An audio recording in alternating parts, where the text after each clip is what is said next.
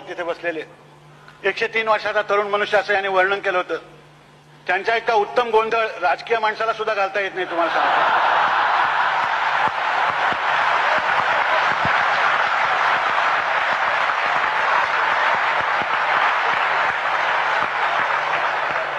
आजची 1000 माणसं राजकीय म्हणून जमलेली नाहीये ते मला माहिती आहे म्हणून मी धाष्ट केलं. त्याचा आपण सहसा कोणाला दुखवत नाही, सत्तेच्या माणसांना तर नाहीच.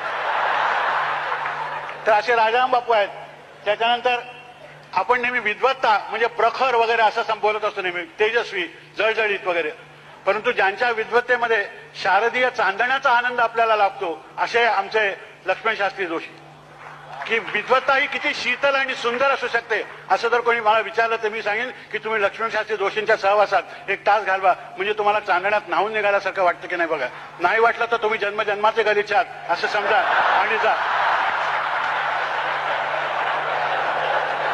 असा शाप सुद्धा काही लोकांना देव देत असतो, त्याला काही सांगता येत नाही.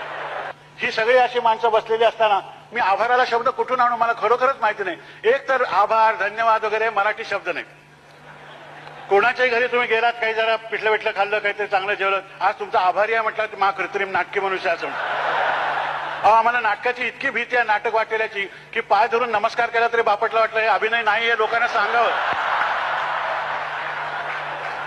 पण बापटांना मला हे सांगावं असं वाटतं की आज जगामध्ये ज्यांचे पाय धरावे असे पाय मिळत नाही ते लाभले, तर ते धरले तर काय चुकलं.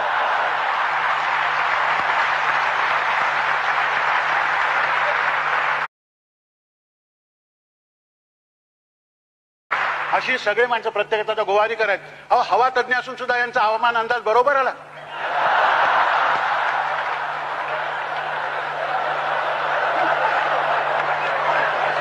थक्क झालो. म्हणजे पाऊस हल्ली कोणाचा ऐकत नाही, यांचा ऐकतो की काय असं मला वाटायला लागलेलं आहे.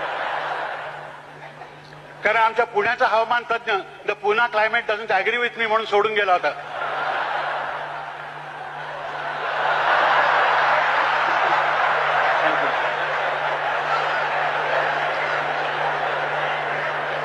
अशा प्रकारची ही पराक्रमी माणसं बसलेली असताना मी काय याच्यामध्ये आभार मानायचे. आभार विभार हे काही खरं नाहीये.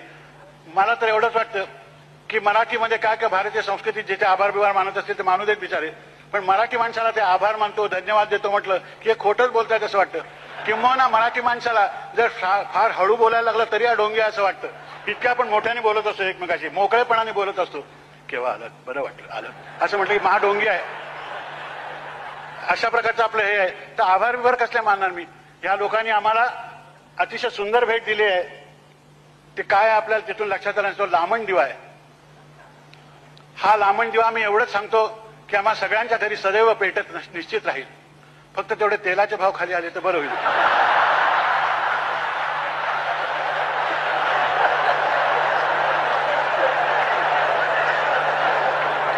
एकेकाळी या महाराष्ट्रात त्यांच्या घरी अत्तराचे दिवे जाळत असत असं म्हणतात. अलीकडे गोडे तेलाचे दिवे जाळणारे लोक आहेत काय असं बोलायची पाळी आली.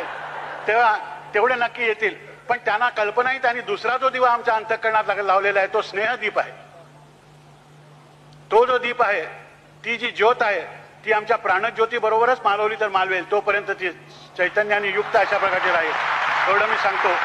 आणि मला माहिती नाही की मान स्वीकारायला मी योग्य आहे की अयोग्य आहे, परंतु इतक्या लोकांनी ज्या अर्थी मी मोठा आहे असं ठरवलेलं आहे ते कदाचित असेल सुद्धा अशी शंका माझ्या मनात यायला लागलेली आहे. तिचं निरसन माझ्या कर्तृत्वाने लवकरच झाल्याशिवाय राहणार नाही हे मलाही माहिती आहे.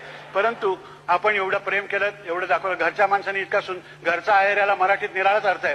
पण घरचा इतका सुंदर आहे आयुष्यभर कुठल्या तरी एका क्षेत्रामध्ये धडपडून ते समजून घेण्याचा प्रयत्न करताना मिळतं.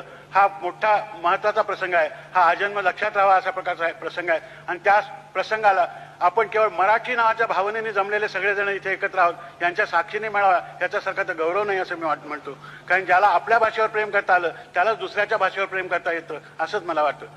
त्यानं आपल्या आईशी जो प्रेम करतो त्याला मातृत्व म्हणजे काय, त्याचं वात्सल्य म्हणजे काय, त्याचं प्रेम म्हणजे काय ते कळतं. तसं आपल्या भाषेवर प्रेम करणारी माणसं ही जगातल्या सर्व भाषेवर प्रेम करतात. त्याचा दुस्वास कोणीही करत नाही. भाषेचा दुस्वास कसला करायचा. दुस्वास ही निराळीच भावना आहे, ती कोणीही करत नाही. त्या अभिमानाने आपण म्हटलं की हो मी मराठी आहे, मला नेहमी मराठी आहे असं म्हणताना वाटतं की शिवाजी महाराज सुद्धा कधीतरी सोयराबाईंना हातचं पिठलं काही जमलं नाही बरं का वगैरे मराठीत सांगत असतील. ही कल्पना मला खूप बरी वाटते की थोर माणसं मराठीत बोलतात वगैरे. तर अशा थोर माणसांनी जी भाषा समृद्ध केली त्यातलेच आपण एक लहानसे आहोत. ही बाकीची मंडळी मोठी आहेत, त्या मनाने लहानसा असून सुद्धा मला तुम्ही मोठा केलात. हे महाराष्ट्र धर्माला जागलात की नाही मला माहिती नाही. तर आपल्याकडे सामान्यतः मोठा मनुष्य असला तरी ठीक आहे वगैरे असं, नाही तर चढून जाईल अशा प्रकारची आपल्याला काहीतरी भीती असते.